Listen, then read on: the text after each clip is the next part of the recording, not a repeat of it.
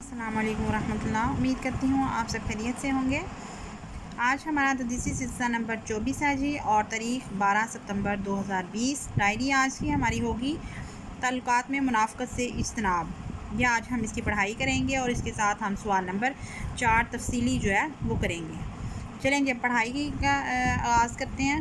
تعلقات میں منافقت سے اجتناب، اس سے مراد مطلب جب ہم معاشرے میں، رشتہ داروں میں، یا کسی کے ساتھ بھی ہمارا تعلق ہے، دوستی کا ہے، بہن بھائیوں کا ہے، ماں باپ کا ہے، یا رشتہ داروں کا ہے، تو اس میں منافقت سے اجتناب ہوتا ہے بچنا. ہمارا رویہ جو ہے وہ مخلصانہ ہو، کبھی بھی منافقانہ رویہ جو ہے وہ کبھی بھی اختیار نہ کریں.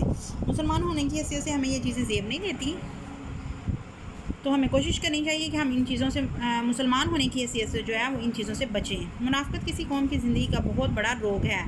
روگ مطلب دکھ. یہ ایک سرطان کی طرح ملی وجود کی رگ رگ میں سرایت کر جاتا ہے اور اس سے ایک قوم دنیا میں رسوا ہو کر رہ جاتی ہے. منافقت کا مفہوم یہ ہے کہ انسان اندر سے کچھ اور ہو اور باہر سے کچھ اور. انسانی زندگی کا ایک دائرہ اس کی ذاتی اور انفرادی زندگی تک محدود ہوتا ہے. مطلب اندر سے کچھ اور باہر سے کچھ، مطلب اس کا عمل اور قول جو ہے، اس کے فعل اور اس کا قول جو ہے وہ بالکل تبدیل ہو. اور دوسرا دائرہ سماجی اور معاشرتی زندگی سے تعلق رکھتا ہے.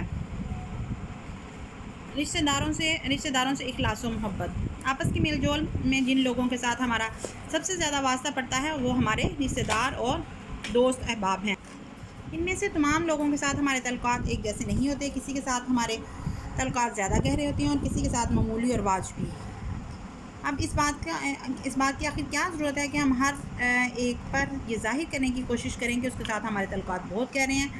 ہمارے پیارے رسول صلی اللہ علیہ وسلم نے فرمایا کہ جس کے ساتھ تمہیں واقعی محبت ہو، یہ بات بتا دیا کرو کہ اس کا مقصد یہ ہے کہ جھوٹی محبت جتا کر دھوکہ نہ دیا جائے. کوئی شخص ضرورت کے وقت ہمیں دھوکہ دے جائے تو ہمیں کس قدر دکھ اور پریشانی ہوگی. اس طرح ہمیں بھی اپنے تعلقات میں صاف اور منافقت سے پاک رکھنا چاہیے. حکمرانوں سے، وہ تو تھا رشتہ داروں کے ساتھ ہمارا تعلق کیسا ہونا چاہیے. حکمرانوں سے تعلقات کی نوعیت کیا ہونی چاہیے. کسی ملک کی باغ ڈور اس کے سیاسی لیڈروں کے ہاتھ میں ہوتی ہے. یہ لوگ بڑے سمجھدار اور بلند کردار ہوتے ہیں، لیکن بعض اوقات کچھ سیاسی رہنماؤں کا دامن منافقت سے پاک نہیں رہتا. اگر کوئی سیاسی رہنما منافقت کی بجائے حقیقی طور پر ملک و ملت کی بھلائی اور ترقی کے لیے کام کرے تو اس کا بھی بھلا ہے. مطلب اگر ہم بعض حکمران جو ہیں وہ تو مخلص ہوتے ہیں، لیکن بعض جو ہیں وہ صرف اپنے ذاتی فائدے کے لیے جو ہے وہ سیاست میں آتے ہیں یا حاکمیت کا وہ عہدہ سنبھالتے ہیں، اور اس کی قوم کا بھی اس دنیا میں عزت اور آخرت میں بھی کامیابی حاصل ہوگی. ایک تاجر دکاندار خریداروں سے محبت جتاتا ہے، کہتا ہے یہ رعایت صرف آپ کے لیے ہے.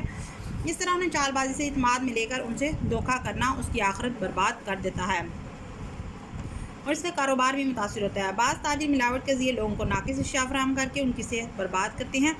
رسول اکرم صلی اللہ علیہ وسلم نے ان کے متعلق فرمایا کہ ایسے لوگ مسلمانوں میں سے نہیں. یہ ہم نے لاسٹ چیپٹر میں بھی پڑھا ہے تاجروں کے بارے میں. تو حکمران جو ہیں وہ بھی اگر جھوٹی تسلیاں دے کے لوگوں سے ووٹ لے لیتے ہیں یا وہ اپنی ان تک رسائی حاصل کر لیتے ہیں تو یہ غلط کرتے ہیں. یہ سارا کچھ. تھرڈ ٹاپک ہے جی سماجی کارکنوں سے حسن سلوک.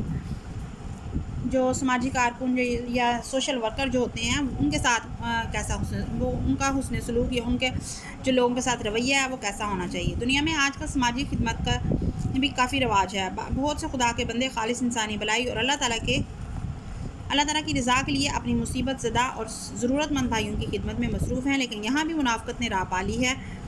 بہت سے لوگ یہ ظاہر کرتے ہیں کہ ان کے اندر ملک و ملت کی خدمت کا جذبہ ہے، لیکن ان کے مقاصد کچھ اور ہوتے ہیں.